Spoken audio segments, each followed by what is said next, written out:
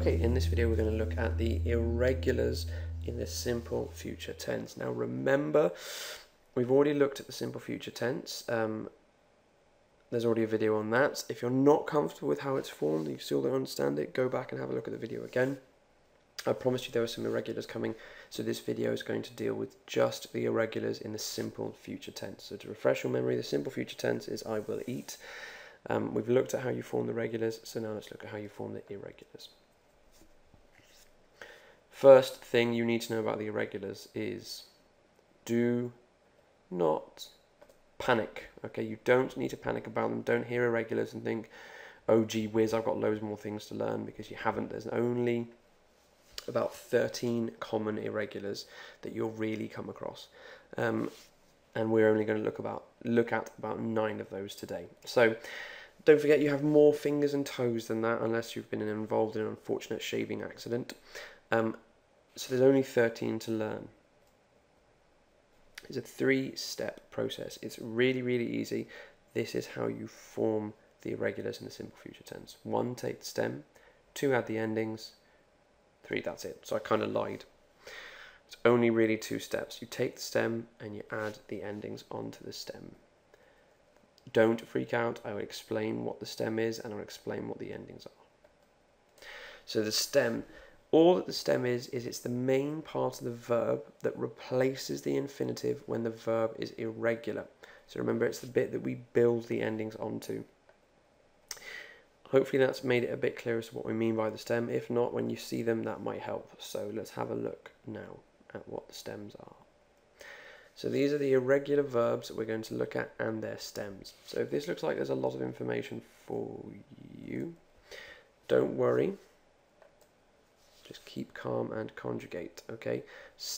Remember the step-by-step process. Find the stem, add the endings. So let's break it down into smaller chunks. So let's look at the first 4 now. So the first irregular verb that you need to know about is hacer, which means to do or to make. The stem is ar, H-A-R, and then you add the endings onto that. So the good news about the endings is they're exactly the same endings that you'd use in the simple future tense regulars. The only thing you really need to learn then, if you've mastered the simple future tense, is these things. These are the stems. That's all you need to worry about. So remember, if hacer were regular, but it's absolutely not regular, it's irregular, it would be hacere. But it's irregular, so it's are, which means I will do or I will make. Poder, to be able to, is another one that's irregular, that goes to podr. And poner is another one that's irregular, that goes to pondre. And you can see here, pondre, I will put. Now I haven't included all the different variations of the verbs because that would just take ages, but don't forget the endings are e, as, a, hemos, es, an. If you're not sure, go back and look at the simple future tense, get there and consolidate your learning there for the endings. Now the interesting one to note here is haber. Haber is a very strange verb. It's the verb that the word I, H-A-Y, comes from in the present tense. Remember, I in Spanish means there is or there are, much like il y a is in French, which means there is or there are. But I is there is or there are. If you want to say I but in the future tense, so there will be, it goes to abra, not abera, but abra. It only really exists in that form, so that's why I've gone with the a rather than the e. Those are the first 4. Next 5 are here. So again, querer is to want or to love, and that goes to quer, Q-U-E-R-R, and then you have querre, I will want, I will love. Saber, to know, goes to sabr, and then sabre, sabrás, sabrás, sabremos, sabréis, sabrán, I will know. Salir is to go out, and that goes to saldre as the stem, and then you add the endings on. So in this case, saldré, which is I will leave. Tener, unsurprisingly, is irregular. That goes to, which means to have.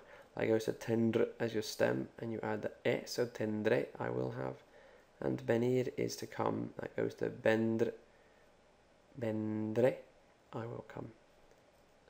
Nice and easy. You can see there's only 9 that we really need to learn, and of that 9, 1 only exists in one form, and the rest, it's just the stem. So ar, abra, podra, pondra, quer, saber, saldr, tendre, bendre, and you add the ending. So are, habrá, podré, pondré, querré, sabré, saldré, tendré, bendré.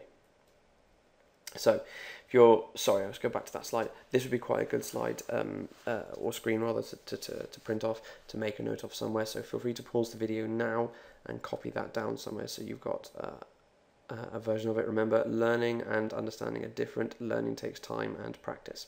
So you'll need to practice those verbs, practice conjugating them in order to get comfortable with them.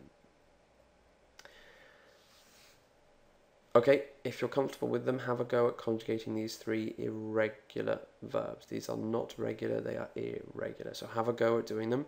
What I'll do is I'll pause, you'll need to pause the slide, the video, sorry, now.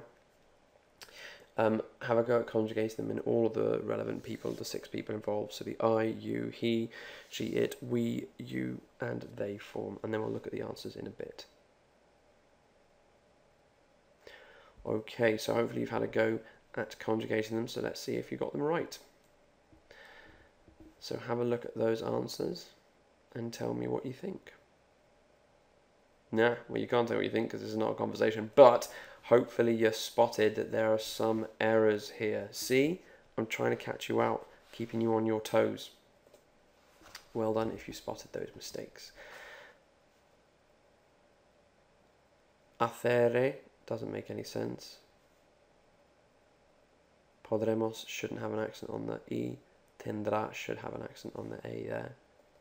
Those are the correct versions there. So you can see it's tendrá, podremos with no accent, and it's haré, harás, hará, haremos, haréis, harán. Well done if you spotted those mistakes, by the way. If you didn't, it might be worthwhile going back over this video and just having a look at those stems again. And if you're still a bit stuck, go back to the regular simple future tense video. Have a look at how it's formed and what we mean by those endings.